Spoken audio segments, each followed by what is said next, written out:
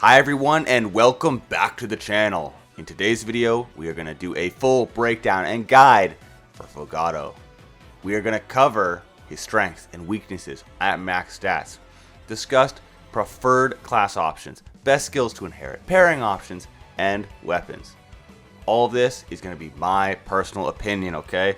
It's based off of my experience, so for those of you that have already completed the game and maxed this character out through different builds, that is fantastic. I would love to hear about your builds in the comments so we can all go ahead and learn from each other.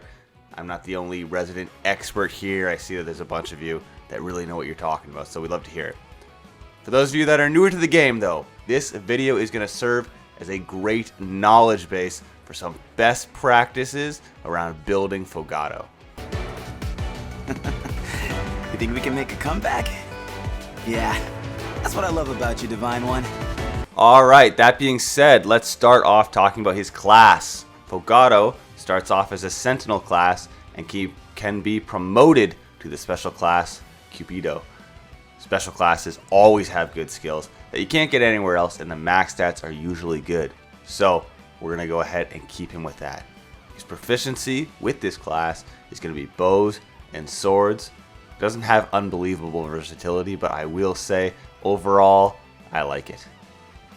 Okay, if you watch character breakdowns on my channel, then you already know what we need to do. First, we gotta max all of Fogado's stats out so we can see how he's gonna be in the end game, not just early on.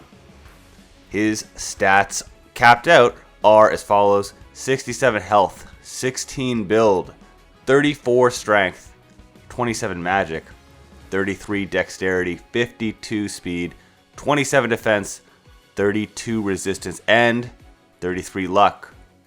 Overall, his stats are pretty balanced, with the exception of very high speed. I mean, he's equal to the fastest class. Think about the speed of a swordsmaster, but with the movement of a paladin. He's going to be super effective against flying units as well, so I like really what he's capable of here. It's easy to see what his place is going to be on your team. I mean, this man could be a frontline dodge tanker who can scope out those pesky Griffin Knights for you and finish them off before they even get to your back lines.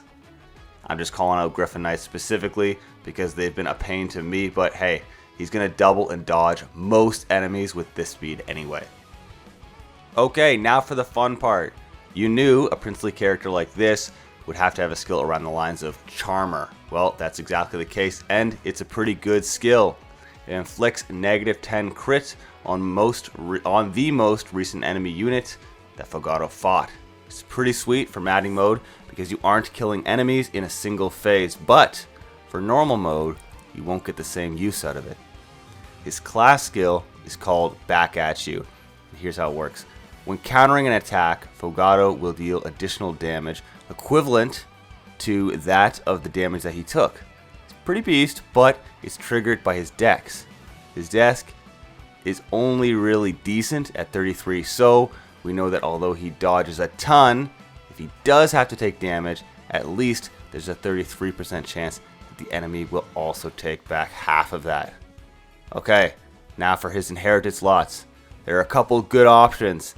I would be happy with any of the following: Alacrity ++, Canter +, Holdout ++, Bow Agility +5, Avoid +30, and Divine Pulse +. Now, for myself, I chose Bow Agility +5 and Avoid +30 so that I can best display him as a dodge tanker.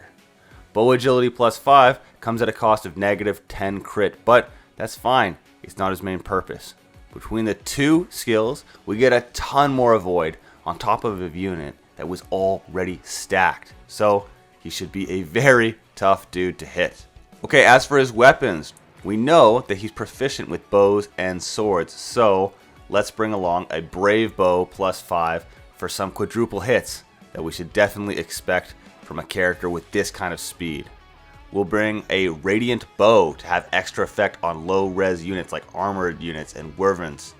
Finally, for bows, we'll bring a Longbow +5 to attack from 3 blocks away. Now, just to make sure that we use that sword slot and have the capability to take advantage of the weapon triangle, we will also bring a good old dependable silver sword +5. But here comes the important part. Who will we pair with him? I have now put over 740 hours into this game, so I had the opportunity to pair this character with every single emblem in the main game and in the DLC. I try to keep in mind that for those of you who haven't completed the game, it's not just about having the best Fogado possible. You need the best team, and that means being very careful with pairings, so as not to take a great emblem away from another character. This means that my answer is not going to be what emblem is best for Fogado, but which emblem fits him best without just stealing my favorites from other characters. Now in Fogado's case, this is going to be Lucina. When Fogado pairs with Lucina, he can take advantage of her skill Chain Attack. This lets him chain attack as far away as 9 blocks, and that is nuts. It does not even require him to be engaged, which I find awesome. Although that's insane, if it wasn't enough, the added speed bonus she gives him when using a bow will feel absolutely OP, my friend. He's already stacked out of his mind on this build. With this bonus, he can now double almost every single character in the game. I mean, it is just insane.